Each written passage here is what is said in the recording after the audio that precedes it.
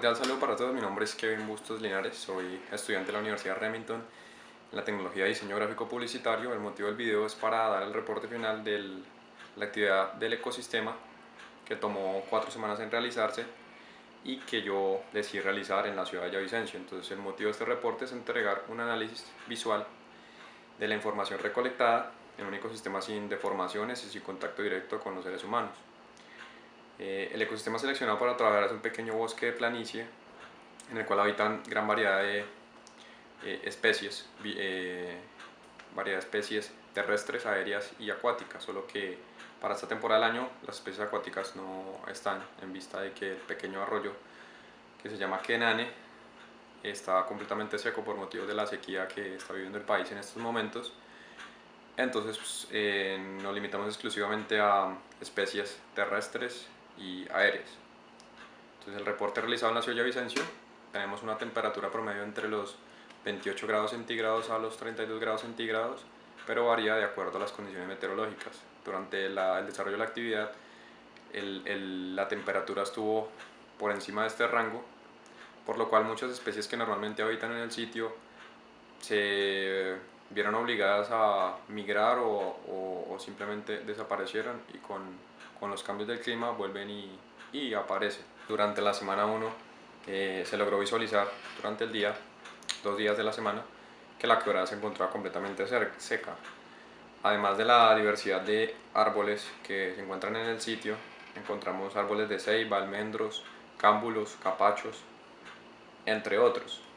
Dentro de estos árboles es donde más se encuentra la variedad de especies de insectos, entre ellos el Thippidae o Selicoниdae, que son una familia de las avispas y las abejas, pero con una característica que no poseen un aguijón, y se alimentan igualmente del néctar de las flores.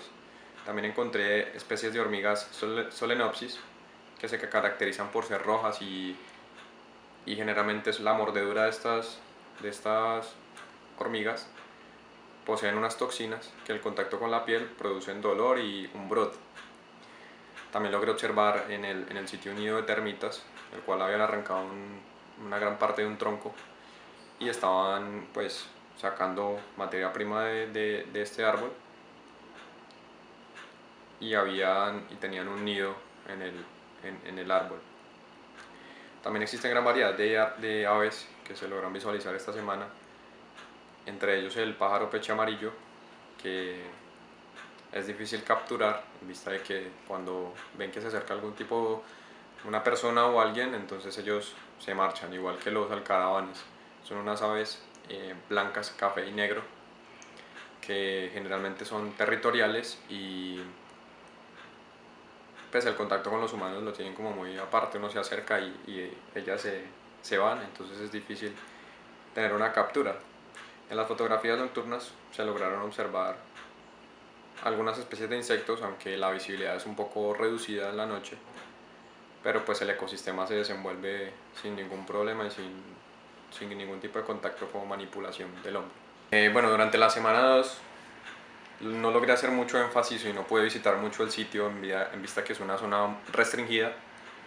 Logré hacer unas tomas que no hicieron mucho énfasis en los cambios directos que surgieron en el ecosistema. Sin embargo, logré capturar el tronco en el que habían estado las termitas la semana pasada, y pues ya habían desaparecido del sitio, ya habían dejado el tronco pues completamente seco y solamente como la viruta. También logré observar que unas hormigas hicieron nido cerca de un árbol que la semana pasada se encontraba sin insectos, y habían hecho un nido ahí y estaban subiendo, recolectando hojas del árbol. Encontré un árbol muy particular que utiliza como método de defensa para las aves y los insectos o los depredadores, y saca unas agujas o espinas en todo su tronco. Es un árbol más o menos de una altura de 3 metros y en todo su tronco tiene este tipo de espinas. En la semana 3 logré hacer un reporte en el que se lograron observar cambios comparados con la semana 2 y 1. Inicialmente en las fotografías se pueden observar cambios significativos en los árboles, un gran árbol de cámbulo por motivo del calor que hubo esta semana, perdió todas sus flores, unas flores rosa grandes que se ven muy bonitas por cierto. Se le cayeron durante el transcurso de la semana, entonces quedó exclusivamente el tronco. Bueno, en la zona el arroyo sigue completamente seco, entonces los árboles tienen que sobrevivir con las pocas reservas de agua que le quedan. Ya ha pasado más de 4 semanas y no ha llovido, entonces el área está seca y se puede observar que la tierra ya se levanta el polvo y la cantidad de insectos que había con relación a semanas anteriores ha disminuido notablemente. Logré hacer una toma muy particular que me gustó mucho de una iguana verde. En la zona predominan las especies de iguanas que generalmente viven bajo la tierra y se alimentan de las hojas o de los insectos, incluso de los frutos que caen de los árboles. Ellos aprovechan la mayor parte de su día para estar tomando el sol en las ramas de los árboles o salen para poder alimentarse. De la semana 4 hubieron cambios importantes comparados con la semana 1. Llevaba más de un mes sin llover, entonces finalmente cayeron unos aguaceros en las horas de la noche que lograron hacer cambios representativos en el ecosistema.